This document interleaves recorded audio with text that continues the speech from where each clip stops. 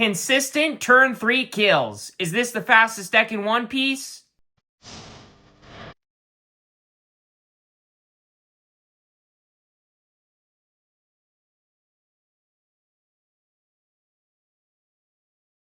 Hello and welcome to the table, and today I am back with another deck tech video, this time for Belo, a very budget aggro beatdown deck. And this deck has a very clear plan. Search for the tools you need, interact when you need to, defend when you need to, and then swarm and knock your opponent's lights out. Because this deck, it's a little bit hard to pilot, and it wants to go second. Trust me when I say that, and I'll explain why later in the video, but if you can play this deck right, it can do some really stupid things. And to kick things off, we got the main engine herself, Belo, the thing that really makes this deck what it is. This is a 5k, 4-life leader, yellow and red, and as an activate main, once per turn, you can trash a Revolutionary Army type card from your hand and give up to 3 of your Revolutionary Army type characters, or characters with trigger, plus 3,000 power for the turn. So you can, at the cost of 1 card from your hand, give a 3k bump to 3 of your dudes, because there are 0 misses in this deck. Everything's a Revolutionary Army card, and that is pretty absurd. Because that big of a bump to basically your whole board, or half of your board, is a lot. But getting into the deck itself, we got, starting things off, the searchers of the deck. We got 4 Belo Betties, not the Rev Army HQs yet. 4 Belo Betties. These are 1 cost 2k, 1k counter characters with the non-play of allowing you to look at the top 5, reveal a Rev Army type character other than this card, add it to your hand, and put the rest on the bottom of your deck in any order. It's just a simple, searcher that pretty much every deck in the world has. And, this card, it does its work. It can get you what you need. You're gonna be mulliganing for this. If you don't kind of have like a decent turn 1 play. But yeah, Belo Betty, this searcher, it does a good amount of work, and it can be really strong and really stupid at times. But then I also have Rev Army HQ, which is not an insane card. It's kind of bad, it's kind of good at the same time. It's decent. It's a 1 cost stage that has an activate main. You can trash a card from your hand and rest it to then look at the top 3, get a Rev Army type card, put it into your hand, and then put the rest on the bottom of your deck in any order.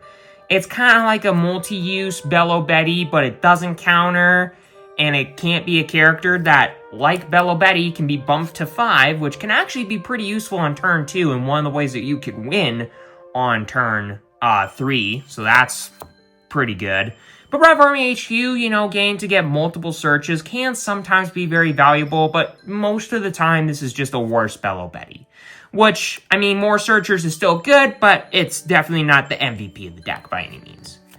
But then I also got 2 copies of Raise Max. This card is a 1 cost 2k, no K counter body character, with an activate main of pointing it on the bottom of your deck and giving up to one of your opponent's characters minus 3k power for the turn. We are now getting into the interaction of the deck. This is also one of the things that you're going to be wanting to play on turn 1. Your turn 1, you're going to be going second. So you could play 2 of these. You could play both of them. But this card is mostly in the deck as a way to, if you need to shrink one of your opponent's blockers, to make it either way worse of a blocker, or make it, if your opponent does use it, like it's an 8k blocker, for example, turn it into a 5, make it way more likely for it to die. And, this Raise Max can be pretty good at times. Or, if you need to manage your opponent's board state a little bit and the game's going to go a little bit longer, it can help you out a lot there too. But for the most part, this card is mainly just a good way, just another card that you can play on turn 1. And then on turn 2, when you get up to 4 Dawn, you can trash one of your characters, give this in like a Belo Betty, put them up to a 5k body, and you have an Emporio of Onkov, and you can do stupid stuff there too. But Raise Max, it's a decent card, don't get me wrong. But it's not the best. But a way better piece of interaction in this deck than I ever would have thought is Kuma. And this deck has a lot of triggers that are red, and this is one of them, and it still confuses me, and it still feels weird to me, but, it's a really good card. It's a 2 cost 2k body, which is not a good rate by any means, but It does have a lot of things going for it. It has 1k counter, which is good. It has non-play KOing up to one of your opponent's characters with 2k power or less, which can actually matter way more often than you would think if you have something, your opponent plays something like, if you're playing against Zoro, a Hiyori, you know, a multi-use searcher. You could just play this, boom, get rid of it, and you don't have to attack into it. Just as one of those scenarios. Or you're playing against a purple deck with Mr. 2 Bon Clay, and boom, that can be removed by this for a simple 2 resources, and it has a trigger of if your leader is multicolored, you get to play it. So that's really good for you too, because, I mean, more cards on a board state in Belo Betty is just better for you. And you kind of want to set up, attack with Belo Betty a couple of times. Don't really want to attack with your board much, unless it's these little 2k bodies. You don't really care about those that much. But like, you kind of want to set up and just build a big board state. And the more bodies you have, the generally better it is going to be for you. So having a trigger that can just, boom, get a body out onto the board is a lot more powerful than you would think. Especially in a deck like this. But getting further down the line in interactions, still in the 2-cost cards, well, basically cards that you can play on turn 1, you got Koala, a 2-cost 3k body with a 2k counter, which is great. Mostly you're using this as a 2k counter, but it can still be very good for its on-play in the 3k body. But the on-play being if your leader has the Rev Army type, which you do, give up to one of your opponent's characters minus 3k power for the turn. And that can also be really good. It's kind of like a slightly worse, but sometimes way better raise max. I mean, you can counter with this, which is the main use for this card. It's like, if you need a counter, you need a counter. Otherwise, it could be a pretty solid body that can shrink one of your opponent's characters. And, you know, if something's kind of out of range of KOing, and, you know, you have a Kuma that you want to play, well, you can play a Koala, shrink something like a 5k to a 2k, play a Kuma, KO that. And I mean, that could be really good for you. I mean, it's very niche, but, you know, this Koala, it can do a lot more than just be a 2k, which is weird because I never thought this card would ever be useful the first time I ever played Betty, but it can be a really solid card in some matchups just to play. So yeah, Koala, don't underestimate her. But then I also got Karasu, another 4-of in the deck. This card being really dumb. If you need to defend, this is a good way to defend. If you don't need to defend, it's a 4k body, which is decent in a sense, because sometimes your opponent's leader is going to be a 4k instead of a 5, which we'll get to later. Or, you know, if you bump it to a 7 with Betty, that can make it a pretty solid beater as well. So there is that. But this is a 3-cost 4k, 1k counter body that has blocker. So a really good start, and it has a trigger, because every yellow card in the game has trigger. But this card's trigger says if your leader has the Rev Army type, and you and your opponent have a total of 5 or less life cards, play this card. So it's a little bit harder to play off of the trigger, but if you do get to play it, it can be really good for you, for the fact that, you know, it's a blocker, you're late in the game, and you just need one more turn to, you know, kill your opponent, and you just need to protect your life a little bit more. Having this as a blocker, flip off the top, and it's like, okay, I win now, basically. Like, the amount of times that that's happened and can happen, like, it's a lot more powerful than you would think, the trigger. But, like, this card is unassuming, but pretty solid. But then there's also Kuma, which is a 4-cost 5k, 2k counter body. And it also has a trigger if your leader has the Rev Army type, and you and your opponent have a total of 5 or less life cards, you play it. So it's like a slightly better Karasu in the sense like, hey, it's a bigger body, and it counters for 2, but this still has blockers, so it's pretty valuable in that sense. But Kuma can be a really solid card too, for the fact that it's just a 5k body. It could be a really good card to attack with, or counter, or trigger. And it's just like, there's no real downsides to this card. There's nothing bad about this card, which is great. But then I got Koala as a 2-of. As the last couple of pieces of defense, I've kind of skimped past, like, introducing, hey, these are the defensive cards. But basically the 2Ks, the blocker that I showed you, and this last blocker are all the defensive cards of the deck. But this Koala here is a 6-cost 6k blocker, which is not a great rate, but on play, you may add the top card of your life to your hand, top or bottom of your life cards to your hand, and then play a Rev Army type character with a cost of 4 or less from your hand, and draw a card, which is pretty solid. Because, you know, swarming, that could be really powerful. That's one of the more important parts of the deck, and it can be a blocker.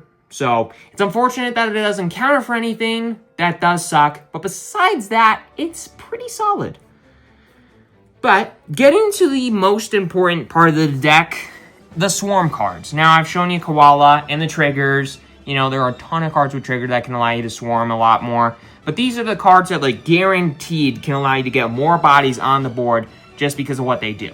And this card is basically the thing, this next card here, Emporio Ivankov, is the thing that you always want to be playing on turn 2. This card is the reason that you want to go second. So let me kind of lay out an image in your mind. Let's say that you're going second, it's your first turn, you have 2 1-cost, 2k power bodies like Belo Betty. You have like a Belo Betty and a Raise Max. You play 2 of these, you got 2k bodies. On your next turn, you have those 2 bodies that you can bump to a 5k, thanks to Belo Betty. Then, you want to, you know, get use out of a third character somehow. Well, what you could do is play an Emporio Ivankov. Bump those 2 2ks up to 5ks. Those can both attack into your opponent. Belo Betty can attack into your opponent. That can be really good for you. You can get a lot of cards out of your opponent's hand or get a couple of life cards out of the way. And this Emporio Ivankov is now an 8k, which is really important because this 4-cost, 5k, 1k counter character has an activate main saying if it has 7k power or more, so bump it up to 8k, got 7k power or more. If you do that, you can play up to 1 Rev Army type character with 5k power or less other than this from your hand. So basically, what you can do is on turn 1, play 2 2ks. Turn 2, bump those 2ks, bump this Emporio Ivankov that you just played. You can attack in a little bit, then use Emporio Ivankov, get out a 5k body. And then all of a sudden on your next turn, you have this 5k, you have another 5k that you just put down, and you have those 2ks maybe, and if your opponent doesn't get rid of them, if they do, great, in the sense that, like, they wasted attacks on little 2k bodies, and it's just, like, really good for you. This card is so stupid. And another card that can sometimes be better, sometimes be worse, because this card, activate main. It's not non-play if it has 7k power or more or whatever. Activate main. So you can activate this on the turn that you play it. You can activate it the turn after, and I'll get to why that matters here in a second, but it can be really, really good for you. This basically is the best card in your entire deck. There's one card that I would argue can be more powerful than this, but this is basically either the best or the second best card in your entire deck. So, yeah, mulligan for this if you don't have it. Or if you have, you know, Betties. If you don't have Betties, but you have an Emporio Ivankov, it's not the end of the world, just as long as you can get some 1-cost bodies down or a 2-cost Kuma down. But if you don't have this, but you have like 2 Betties, then you can keep the hand too. But Emporio Ivankov, super important to the game plan, basically is what I'm saying here. But then, besides that, I also got another Emporio Ivankov, the 5-cost 6k Emporio Ivankov, the only card you cannot play out with the last Emporio Ivankov's ability, because everything else is a character with 5k power or less, besides, you know, Koala and the Rev Army HQ. I guess those are also 2 misses, but still, this card here can be really good, because it's a 5-cost 6k, so a 6k body, that's a good start. It doesn't counter, but it has an on-play of letting you look at the top 3 of your deck and play up to 1 Rev Army type character with 5k power or less and put the rest on the bottom of your deck in any order. So basically, you put this down, it's the 6k body. Then, boom, on play, you get to put down another body, and now that can potentially be another attacker or another way to put pressure on your opponent. So it's kind of like a semi-more guaranteed, like, able to swarm Emporio Ivankov, but this can be used multiple times, whereas with this Emporio Ivankov, it costs more, it doesn't counter, and it can only be used once. So each have their ups and downs, but generally speaking, this is way worse than this Emporio Ivankov, in my opinion. But don't get me wrong, this card's still good. But, how do you win on turn 3? Well, this last portion of the deck are the killers, and that is how you win.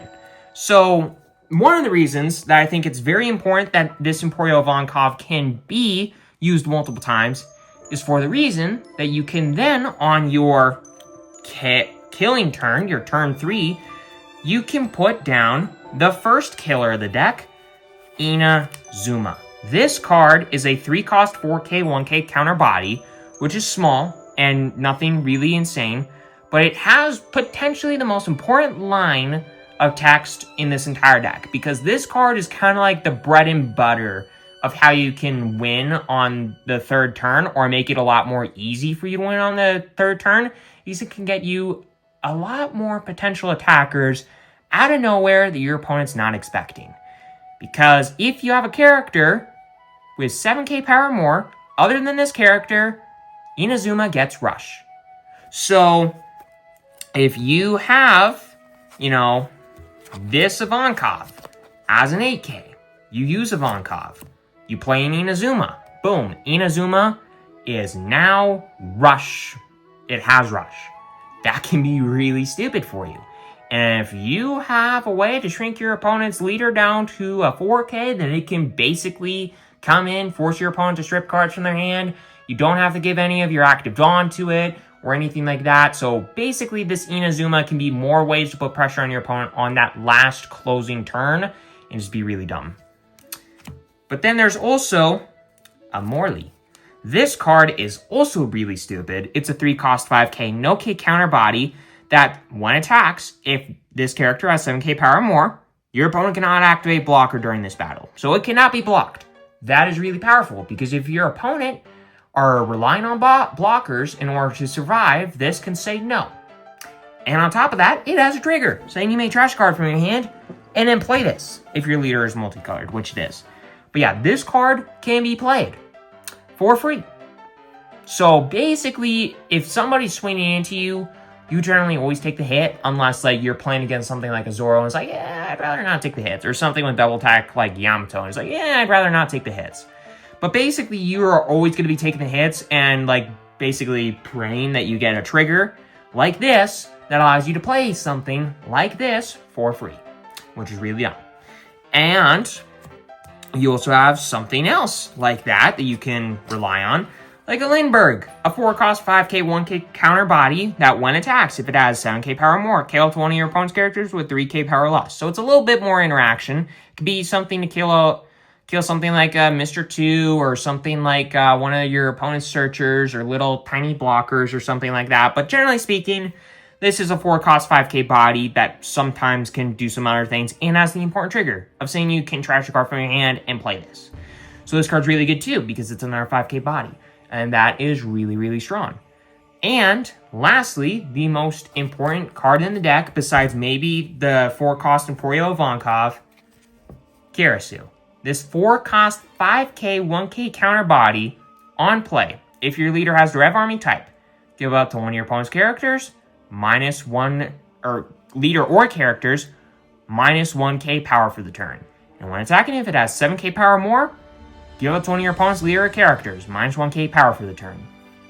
So basically, how you lose with Belo Betty is you are too aggressive and you let your opponent that can manage your board state by just going in, not waiting, not setting up for this big power turn, and just basically losing all your bodies and all your threats to where you can't, when you have the ability to do this big, stupid power turn, you don't have enough bodies to where you can actually take full advantage.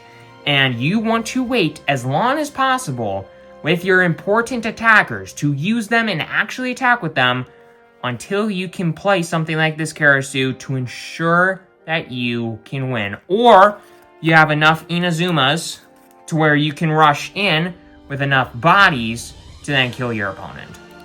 And, or you could have a mix of both. Have this Karasu shrink your opponent's leader down to a 4k, and then have these Inazumas basically act as 5k bodies, which is really, really good for you, and really stupid. So kind of how it wants to work is you want to play 2 1-cost bodies on turn 1. Then you want to play something like an Emporio Ivankov, and then use that Emporio Ivankov to play something like a Morley. Then on your next turn, you want to maybe, play something like a Karasu, and then play something like either an Inazuma or another Karasu or something like that. Like, basically, play as many Inazumas and, like, one or maybe multiple Karasus on your final turn. Use the bodies that you have out available already. Attack with those. Maybe attack with some bonus rushing bodies if you can. Have it way easier for those to hit with something like a Karasu and kill your opponent and win the game. That's pretty much the game plan. And it sounds simple. It is harder to execute than it sounds at times. It's a lot easier to pull off in a sense than some people might think, because it is easier to put these pieces together with stuff like Belo Betty, with the fact that you kind of want to take the hits from your opponent that they're sending into your life when they are sent at you. If your opponent comes in at your life, you kind of want to take the hits, hope for those triggers, have more cards in your hand, going second, you know, drawing an extra card, having more cards in your hand. You're going to have like a decent amount of cards available to you to both, one, have more of an ability to get the pieces that you need to actually do the stupid thing to kill your opponent on turn 3 or turn 4 if it's not enough, and, you know, actually be able to bump most of your board, if not all your board, by 3 with Betty. But yeah, this deck, it's hard to pilot, and it is, you know, hard to, I don't know. It's easy to lose with this deck, but it's also easy to win with this deck, if that makes sense. If you play this deck right, it can be really stupid, and it can do really stupid things, and your opponent can just have no way to basically deal with it, or counter it, or anything like that. But if you don't know how to play it properly, then you are likely to die, like I did the other night when I was way too focused on other things, and overwhelmed with other things, and I wasn't really in the right mind space to be playing this deck, and then I got swamped. Besides, like, the one game where I actually paid attention and, you know, won because I played it properly. But basically, you need to learn how to play this deck properly, and besides that, have fun and see the explosive nonsense that this very budget-friendly deck can do. I mean, looking at this deck, look, rares, commons, uncommons, more a super rare that's like super budget-friendly. This card's like maybe a few bucks. And then some more commons and uncommons, and another super rare. This one is super inexpensive, super cheap. More commons and uncommons, and then another rare. Like, this deck is incredibly budget-friendly, so if you're wanting to get into the game and you want something that's a little bit more challenging, it's not just like go, and it's just like a super easy aggro deck, you do want a little bit more of a struggle with it, and more of like a skill-based aggro deck, this is the deck for you. This deck is so good once you learn how to play it right, and it's so cheap compared to something like a Rayleigh, and it's just like, I would not recommend this deck enough. I am the kind of player who loves challenging decks, generally not aggro decks, but this deck can be really fun too. But if you want a challenging deck and you're getting into One Piece, pick up something like a Betty. It's an aggro deck, and it can catch your opponent off guard, and it can be, you know, a really good entry point into the game until you want to play something more challenging that's not necessarily as much of an aggro deck. Or if you just don't want to spend a ton of money on a more, you know, challenging deck that costs maybe several $100s, pick up Betty. But yeah, this deck is super fun, super powerful, and challenging, all in one amazing package. So for all that aside, hope that you enjoyed this video. Make sure you hit that subscribe button, hit that like button. It's completely free, your own credits. And have a great rest of your day, everybody. Enjoy.